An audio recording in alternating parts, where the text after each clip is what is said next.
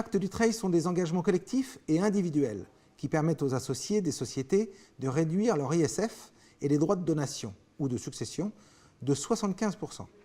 Le pacte du trade constitue le principal régime de faveur permettant de réduire le coût fiscal de la transmission d'une entreprise sociétaire ou individuelle.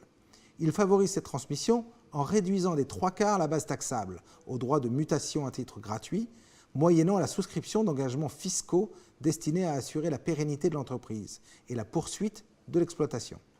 Cette exonération de 75% n'est pas plafonnée et peut se cumuler sous certaines conditions avec une réduction de moitié des droits dus.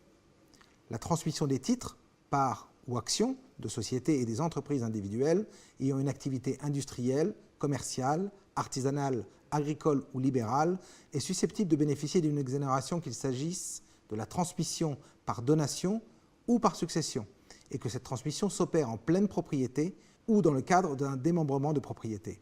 Cette exonération représente 3/4 de la valeur des titres ou de l'entreprise. L'engagement du trade transmission est prévu par les articles 787B pour les entreprises exploitées sous la forme sociétaire et 787C pour les entreprises individuelles du Code général des impôts. Pour une transmission qui interviendrait aujourd'hui, il permet de bénéficier d'une réduction de 75% de la base imposable aux droits de donation et aux droits de succession. Auparavant, il n'était que de 50%. Pour bénéficier du régime favorable, il faut respecter les conditions suivantes. L'activité, tout d'abord, la société soumise à l'IR ou à l'IS doit exercer une activité industrielle, commerciale, artisanale, agricole ou libérale, ou être une holding animatrice. Les activités telles que la gestion du patrimoine privé des associés ou à prépondérance immobilière sont donc exclues. Le caractère collectif de l'engagement. Il doit être conclu sous la forme d'un écrit ayant date certaine, un acte notarié ou un acte sous seing privé enregistré, par au moins 2 associés et porté sur au moins 20% des droits financiers et des droits de vote de la société pour les sociétés cotées ou 34% pour les sociétés non cotées, pour une durée minimale de 2 ans et être en cours au jour de la transmission.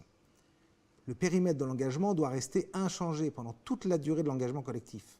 Toutefois, outre la transmission à titre gratuit, qui reste toujours possible, à des signataires comme à des non-signataires, les signataires peuvent réaliser des cessions entre eux, sans remettre en cause le pacte. Les fonctions de direction, l'un des signataires de l'engagement collectif ou l'un des donataires, légataires ou héritiers, en cas de transmission à titre gratuit, doit remplir une fonction de direction pendant toute la durée de l'engagement collectif et pendant 3 ans au moins à compter de la transmission à titre gratuit, la donation ou la succession. L'engagement individuel, les donataires, légataires et héritiers souhaitant bénéficier du régime de faveur doivent prendre et respecter un engagement individuel de conservation des titres reçus d'une durée minimale de 4 ans à compter de la fin de l'engagement collectif.